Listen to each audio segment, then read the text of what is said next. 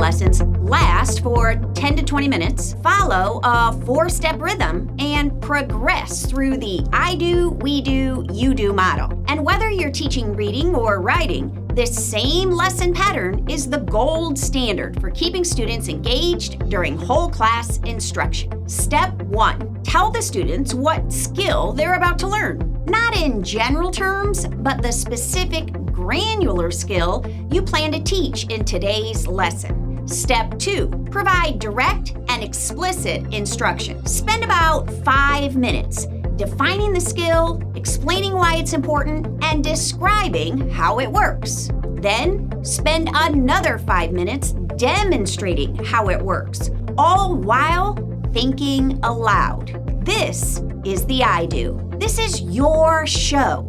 Students are just watching and listening, which means that your delivery has to be edutaining. Step 3. Engage the entire class as they apply the skill with teacher support. Step 3 is the we do. Step 4. Close the lesson and describe the you do task that follows. This 4-part architecture supports the research-based gradual release of responsibility by providing a scaffold of support throughout the lesson.